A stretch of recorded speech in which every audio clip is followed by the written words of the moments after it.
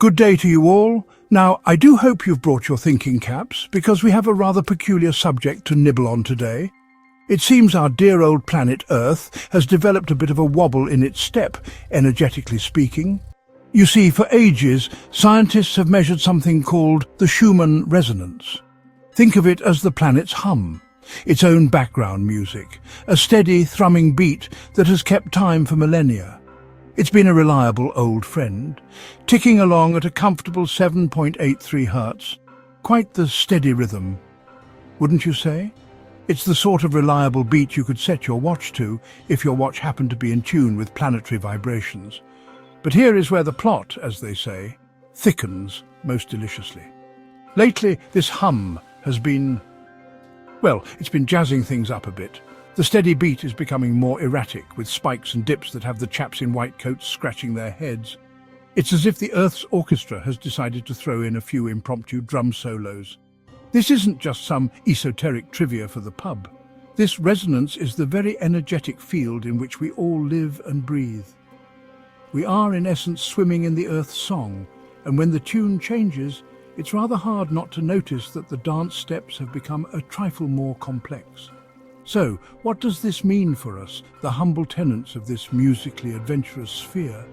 Well, imagine living your entire life with a faint, constant hum in the background. You'd become so accustomed to it that you wouldn't even register its presence. But if that hum suddenly changed pitch, becoming a high-pitched whine one day and a low growl the next, you'd certainly feel a bit out of sorts. That, my friends, is precisely what's being suggested. Our own internal rhythms, our very states of being, are thought to be intimately connected to this planetary pulse. We're all dancing to the same cosmic tune, whether we are aware of it or not. The simple explanation is that everything, from the chair you're sitting on to the magnificent planet beneath your feet, is fundamentally energy. It all vibrates, it all has a frequency. And when the foundational frequency of our home starts to improvise, it's only natural that we, the inhabitants, feel the effects. It's a bit like being on a ship when the sea gets a little choppy. Some of us may feel a bit queasy, others might find it exhilarating, but no one can deny that the floor is no longer quite as steady as it used to be.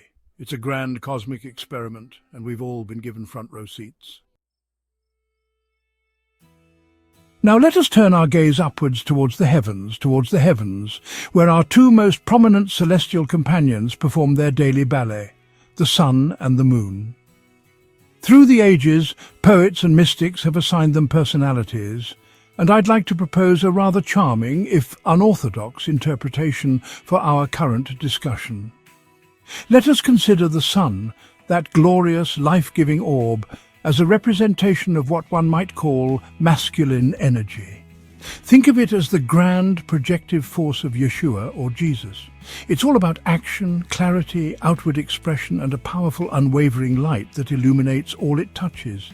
It is the energy of doing, of building, of shining brightly for all to see. On the other hand, we have the gentle, enigmatic moon, which we can associate with the feminine energy of Mother Mary. Her light is not her own, it is a soft, loving reflection.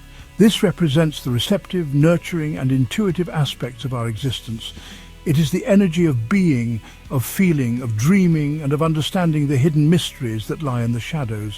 Where the sun commands the day with brilliant authority, the moon governs the night with a quiet, knowing grace. Together, they create a perfect, harmonious balance, a divine interplay of giving and receiving that sustains life as we know it, a celestial partnership of the grandest order. This celestial dance directly influences the energetic tides we experience down here on Earth. On some days, the sun's influence feels particularly potent. We wake up feeling energized, confident, and ready to conquer the world. Our minds are sharp, our goals are clear, and we feel a tremendous push to get things done. These are the Yeshua days, filled with masculine vigor. Then there are other days when the moon's gentle pull seems stronger. We may feel more introspective, emotional, and perhaps a little tired. These are the Mother Mary days, inviting us to rest, reflect, and listen to the quiet whispers of our intuition. The trouble, it seems, arises when we try to live a Sunday when the prevailing energy is distinctly moon, or vice versa. It's like trying to waltz to a military march. One is bound to trip over one's own feet. This mismatch can lead to those bewildering days where we feel utterly exhausted for no apparent reason, or emotionally turbulent when everything seems perfectly fine on the surface. We might feel a wave of euphoria followed by a sudden dip into confusion. It's not that you're going mad. You might just be trying to swim against the cosmic current, a rather tiring exercise for anyone. This brings us to the rather dramatic question on everyone's lips. Are we witnessing the end times? Is this all a prelude to some grand final curtain call? It's a thought that has tickled the human imagination for centuries, often accompanied by chaps in sandwich boards and a great deal of shouting. However, I propose a slightly less theatrical alternative. Perhaps what we are experiencing is not an ending, but a profound transformation, a sort of planetary growth spurt, if you will. Humanity might not be finishing its story, but rather turning to a brand new and admittedly rather confusing chapter in its development. One fascinating theory points a finger at our old friend, the Sun. It's been particularly active lately, sending out great clouds of solar plasma and charged particles that wash over our planet. This isn't just a pretty light show for the polar regions, this is a colossal influx of cosmic information and energy. This solar activity directly interacts with Earth's magnetic field, which could very well be the cause of the Schumann resonance's recent eccentricities. It's as if the Sun is sending us energetic software updates, and our planetary operating system is taking a moment to install them. This process can, naturally, make things feel a bit glitchy for a while. From this perspective, the turmoil we see in the world takes on a new light. Everything, as we've established, is energy. The conflicts, the arguments, the societal upheavals. Could it be that these are the death rattles of old, dense energies? Imagine you're spring cleaning a dusty old house. As you open the windows and let the fresh air and sunlight in, you first have to stir up a great deal of dust. It looks dreadfully messy for a while, but it's a necessary part of the process of letting the old, stagnant grime go. The current chaos could be humanity's grand spring clean on an energetic level. So, rather than an apocalypse, this may be an apocalypsis, which in its original Greek means an unveiling or revelation. We are not ending, we are shedding. We are letting go of old ways of being that no longer serve us, both individually and as a collective. This process is messy, uncomfortable, and frankly quite exhausting at times, but it is a sign of growth, not of doom. It is the awkward, pimply teenage phase of human consciousness, as we stumble our way towards a more mature and harmonious state of being. And like any teenager, we're prone to a bit of drama along the way.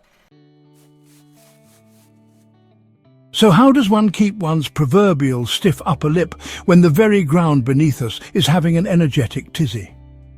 The popular advice is grounding, walking barefoot on the grass, hugging a tree and so forth. Splendid advice, to be sure. It's the energetic equivalent of holding onto the handrail during a bit of turbulence, but we can add a few more tools to our kit to navigate these shifting tides with a bit more aplomb. It's not just about anchoring down, it's also about learning to be more flexible and buoyant on the waves of change. First, let's talk about water. No, not just for a nice cup of tea, though that is never a bad idea. I mean immersing yourself in it. A warm bath with Epsom salts can be wonderfully stabilizing, as the magnesium helps to soothe the nervous system. Even a simple shower can be a powerful tool if you use it with intention. Imagine the water washing away not just the day's grime, but also any frazzled, chaotic energy you've picked up. Visualize it all spiraling down the drain, leaving you feeling refreshed and energetically pristine. It's a daily baptism for the soul and wonderfully simple. Next, consider your own frequency. What are you consuming? I don't just mean your food, but your media, your conversations, your thoughts. If the world's energy feels chaotic, it's not the time to binge-watch distressing news cycles or engage in pointless arguments online. Instead, curate your energetic diet. Listen to beautiful music. Something by Bach or Mozart often does the trick. Read a book that uplifts your spirit. Have a conversation with a friend that is filled with laughter and kindness. Be the master of your own energetic environment. It is your most immediate and powerful sphere of influence. Finally, and perhaps most importantly, cultivate a sense of gentle humor about it all. When you feel that wave of inexplicable exhaustion or emotional confusion, instead of panicking, perhaps just chuckle to yourself and say, it seems the planet is playing jazz again today. Acknowledge it, honor your need for rest or quiet time, and carry on. This isn't a battle to be won, but a dance to be learned. By staying hydrated, mindful of our energetic diet, and maintaining a healthy dose of good-natured curiosity, we can all learn to surf these cosmic waves with a bit more grace and a lot less bother. How have you been feeling lately? Comment below, like and subscribe for more.